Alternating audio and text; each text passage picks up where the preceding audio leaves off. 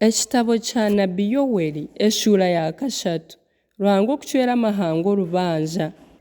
Ahakuba reba omuri ebyo biro n'omuri obwo bunaku obundi garuramu Abayuda n'Abisirayiri nimbiha omu bukwatwa ndyateranira hamwe amahanga goona ngashumya omu rwita rwa Yehoshafati mbacwerereyo rubanja nimbatura abantu banje n'obuhunguzi bwanje Isirayiri ahabw'okubatataniisiza omu mahanga bakabaganisa ensi yanje bakaterera abantu banje entenyu omwana w'omwojo bakamuhingisa malaya n'ow'omwishiki bakamuhingisa vinyo ngu babone ebyokunywa. Iwe Turo na Sidoni n'ebyanga byona by'Abafilisitiya nyine kakwate kinimwe kumuranzimurre nanye ninje kurauka kubazimurra jube kimwakozere. Ahabw'okuba mukatwara efeeza zanje n'ezaabu zanje mwatwara ebintu byanje eby'obuguzi bwingi omuri hekalu zanyu. Abayuda n'aba Yerusalemu mwabaguza Abagirika mwabatwara hare n'ensi yabo y'obuzarwa. Konka hati ninyija kubimusya mbiyo omu nsi ei mwabagurizemu mbazimurre ebi mwakozire. Abaana banyu b'aboojo n'ababishiki ndyabaguza Abayuda nabo babaguze Abasheba eihanga eryahare ahabw'okuba Mukama niwe yakigamba. Eki mukirangye omu mahanga mwetekateekere orugamba mwimusya amamanzi abarwani boona birire hiihi biina mukye. Amafuka ganyu mugaheshemu za rurara n'empabyo zanyu muziheshemu amacumu otiine maana hija ati ndi ow'amaani.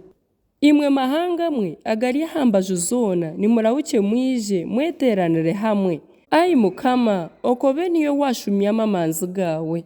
Amahanga geimusye gije omu rwita rwa Yehoshafati ahabw'okuba okwo niyo ndishutama kucwera amahanga gari ahambaju zoona emanja. Mutwekere omusyo gw'engesho ahabw'okuba igesha rihikire. Mwije munyuke ahabw'okuba enyukiro ryijwire amato gijwire vinyo nigashesheka ahabw'okuba obubi bwabo ni bwingi. Reba enyanja y'abantu omu rwita rw'okucweramu emanja ahakuba izooba rya Mukama riri hiihi omu rwita rw'okucweramu emanja. Izooba n'okwezi bishwekirwe omwirima kandi enyonyozi tizirikwaka. Mukama nasinda nayema Sayuni nimusya iraka rye ari Yerusalemu kandi eiguru n'ensi nibitengyeta.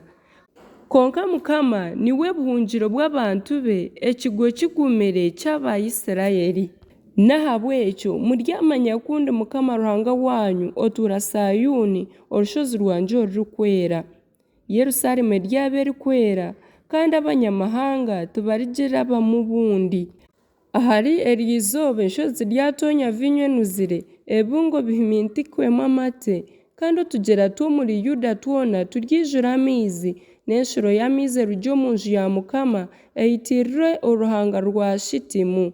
Misiri eryaba amatongo na Edomu ebihamba ririmu busha niziturwa obusha obuzagirira Abayuda ahabw'okuba zikashesha eshagama y'abatiine rubanja omu nsi yabo. Konka Yuda eryaturwamu ebiro byona na Yerusalemu eturwemu obusingye bwona. Ndyahorera eshagama yabo kandi abasingirwe orubanja tindi rubiihaho ahabw'okuba Mukama atuura Sayuni.